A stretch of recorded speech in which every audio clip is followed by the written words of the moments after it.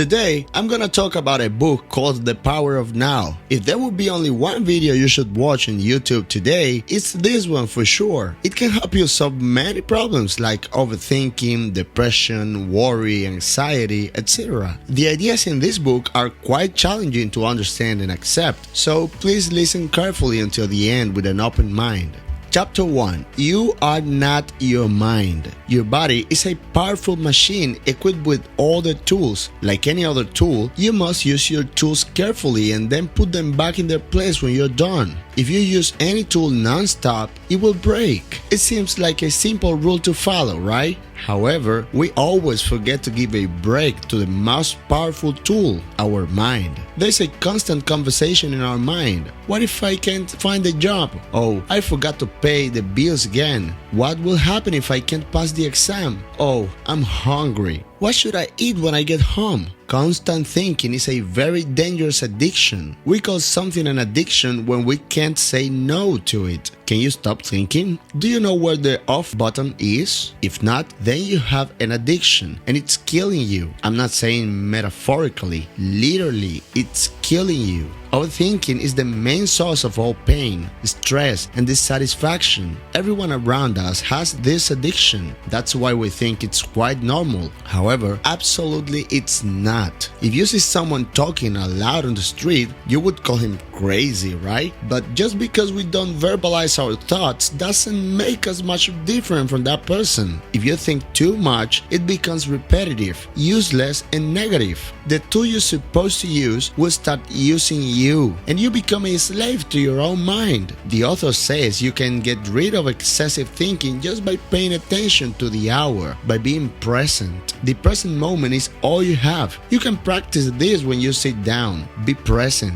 Be in the room. Be in the moment. When you're doing simple tasks, for example, when you're washing your hands, observe how the water pours over your hands. Feel the scent of the soap. Hear the sound of the water. Feel the softness of the towel. At first, it will last a very short time and your mind will bring thoughts from the past to the future. When this happens, just observe your mind. Don't judge. Don't get angry. Just watch what your mind is doing. Watch your mind as if you were watching another person. The author calls this observing the thinker. When you observe the thinker, you observe your thinker. By observing the thinker, you soon realize that you are not your mind. There are two different entities. Here is your mind and here are you observing it. If you practice being more present, you will soon laugh at your mind because you will see its tricks to get your attention. Chapter 2. Consciousness is the escape from pain. Since our childhood, every time we experience negativity or pain, a part of it stays within us. By the time it accumulates and finally becomes a monster.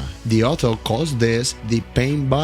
In some people, the pain body is active all the time, and in others, there are certain words or things that awaken the pain body. For example, sometimes you say something simple to someone and they get very angry and even become violent. You just look at them and can't understand why such a simple word makes them so angry. And I'm sure it has happened to you too. Someone says a word and your whole day is ruined. You become very depressive or you're angry all day. If the emotional reaction is bigger than the events or the words that made you feel bad or angry, then you have to know what the pain body is. The pain body is not you. It's a separate monster living in your body and feeding on your attention. It always tries to identify itself as you, but you are never it. The pain body is part of your ego, which is a false identity created based on external experiences. Almost everyone has the pain body. The important thing is to catch it before it arises and takes control. If you are present, you can feel it when it arises. Sometimes it's a very depressive feeling. Sometimes it's anger, and you keep imagining how you would hit someone. And sometimes it's fear. So when the pain body awakens, stay there and look at it. Don't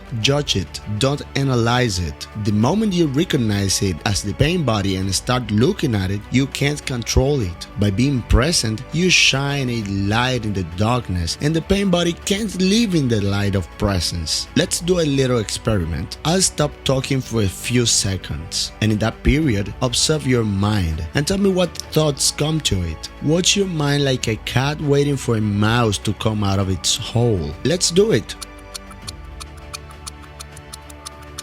So, did you have any thoughts? I'm sure you didn't. Even if you thought of something, it probably took you a while before a thought came. This is the power of now. This is being present. As you can see, when you're present, your mind can't take control of you. Chapter 3. Go deeper into the now. Time and mind are inseparable. If you take the mind out of the equation, then time disappears. Imagine there are no humans on the planet, only plants and animals. If you ask an eagle, "Hey, do you know what time is it?" The eagle will say, "What time? What do you mean by time? It's now. Time is now. What else is there?" Past and future are like the moon. The moon has no light of its own. It receives the light from the sun. Similarly, the past and the future get the light from now. There's no other moment you live in except the present moment. Once we understand this, we can use time as a practical tool. The author calls this clock time. For example, if you want to achieve some goal in a year, then you use time for practical purposes. However, if you constantly think about the end goal and forget the present moment, you're using psychological time. Psychological time is the memories of our past.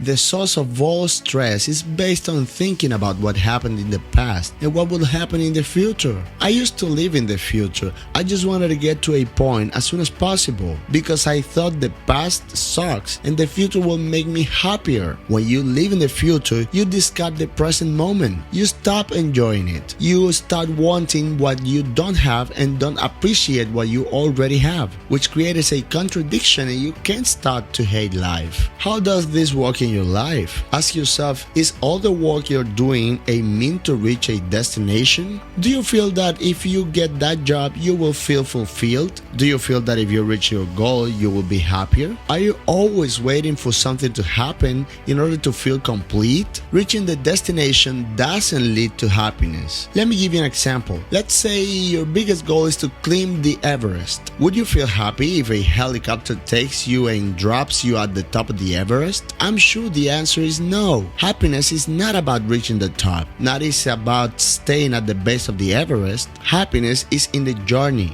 Happiness is in the present moment. So just relax. Handle the present moment in front of you. In the future, you'll solve the future problems. When the time comes, don't let your mind take control. If suddenly all your problems disappear, after a few days, your mind will start creating new problems. Isn't that true? To create problems, our mind needs time. For example, if suddenly a wild animal jumps into your room, it becomes a challenge. It's possible that you run or get hurt, but it's not a problem because to solve a problem, you need time for your mind to think about it and identify it as a problem. If you're still not convinced, can you answer this question? Can you tell me what problem you have right now? Not in an hour, not tomorrow. What's wrong at this moment? I'm sure nothing comes to your mind. What's happening to you? It's nothing, because if you had a problem, you would be solving it instead of watching this video. The author says he even received letters from lifelong prisoners saying they found freedom in prison by answering this question,